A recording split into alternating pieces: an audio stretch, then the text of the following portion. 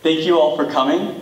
My name is Henry Tanner, and I'm here to tell you a little bit about wilderness and personal development. As many of you know, I'm heavily involved in Boy Scouts, and I've worked at a Boy Scout summer camp for 2 summers of my life. This is huge for me because that is 10 weeks out of my summer that I spend outside, sleeping in a tent just like this one up behind me. That was one of the best experiences of my life, and I do believe that working at summer camp was one of my biggest growth experiences in my entire life. Those were the 2 best summers of my life, and I hope to do it again this summer.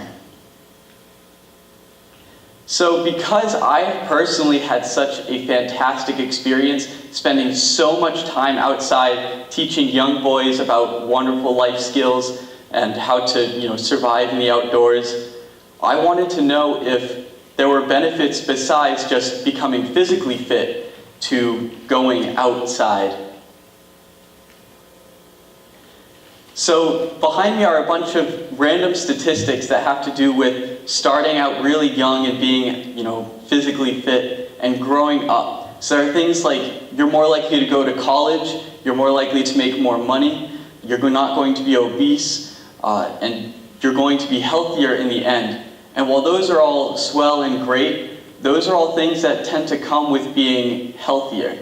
If you're more healthy, you're going to be able to be more productive, you're going to be able to move your body more. And I wanted to find out more about what goes on inside the head.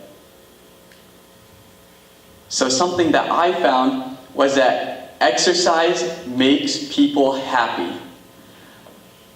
And something that I found super interesting is that there's this thing that some people like to call it the runner's high, and where you exercise and you feel really good after you do it. The reason this happens is there are chemicals in your brain that go off after exercise called endorphins. And these endorphins are chemicals that make us happy.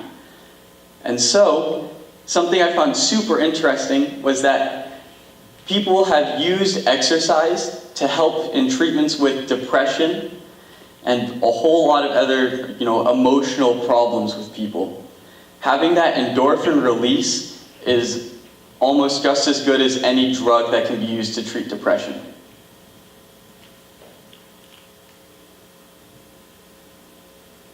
Something that I found extremely disappointing was that children today spend half the time their parents did playing outside.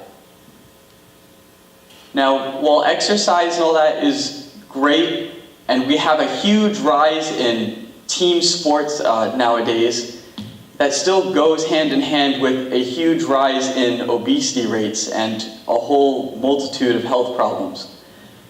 So I wanted to know if there was something that the outdoors specifically does for us. And I did. There's something about going outside that has a sense of adventure and exploration that regular sports do not have.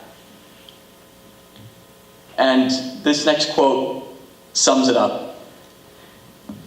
The physical exercise and emotional stretching that children enjoy in unorganized play is more varied and less time-bound than is found in organized sports, playtime especially.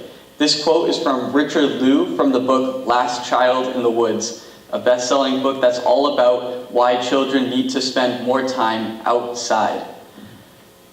And I thought that was super cool. That was the missing link that I had been missing this entire time.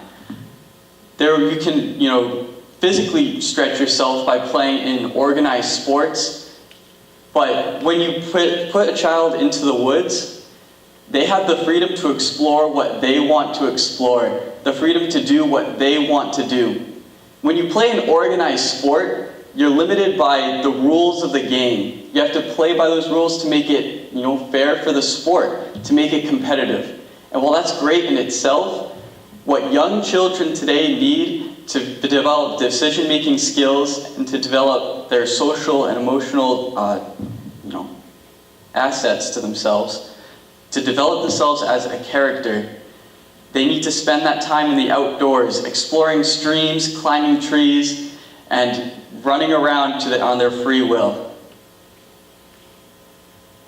And so after I found all this out and I thought that going outside is fantastic, I wanted to create opportunities for others to be able to go outside on their own time.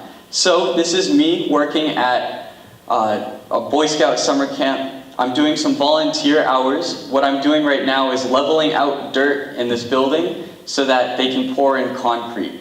This building is a cabin that they use throughout the whole summer and winter, and they're putting a kitchen in this area. That way on winter campouts, kids can go sleep in the bunkhouse, cook inside, that way they don't freeze outside, and it allows them to have more time outside afterwards to go outside, explore, hike, ice fish, and do so many other activities that are available for them in the outdoors. Something else that I love is Nordic skiing. Nordic skiing has provided me the opportunity to explore the outdoors, while also pushing me and my friends to achieve our own goals. So, because I love this team so much, and because of how big it is, not a problem, but one of the things we have to do is organize all the equipment that is used for rentals.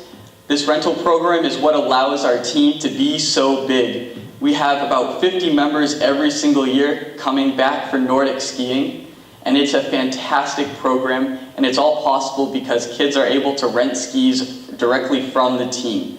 So I put many hours into organizing skis and ski boots and inventorying them. That way they'll be available and ready to use for next year.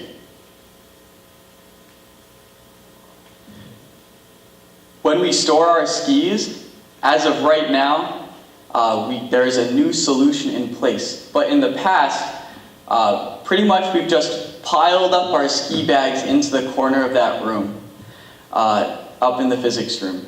And they end up getting into a big pile, and the problem with that is when I go to get my ski bag, if mine's at the very bottom of that pile, it becomes a pain to get my ski bag out and have the line of kids behind me wanting to grab theirs, also having to wait on me getting my bag out. So I decided to make this little ski cubby. That way it's easier to access your skis. With multiple levels, you aren't pulling your skis out from underneath 30 other ski bags. And so this will not only make it easier to access your bags, it'll give kids more time on skis, and over time it's also going to help prevent damage to your skis. That way they won't be thrown into a pile, they'll be neatly organized on this rack.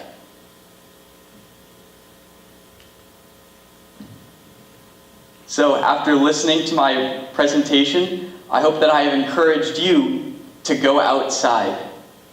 I'd like to thank my mother for always being there to, push me when I need to get work done. Dr. Nami, especially for being there when I need to put a little more effort in. And I would also like to thank my stepdad for helping me with the construction of my ski rack.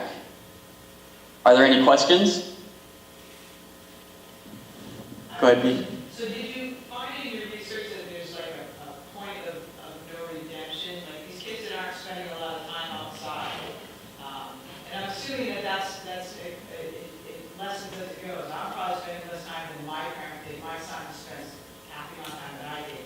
Can we turn that around and have him benefit from that? Or if you didn't do it during this time frame, you lost that mental edge that you might have. I believe that you will still benefit from it no matter how old you are. How much you'll benefit from it could change, however, because obviously it's an experience-based type of thing. So having those experiences when you're younger are going to have a bigger impact on you as you're older. Not to say that they won't have a big impact on you when you are older, though. Any other questions? Thank you.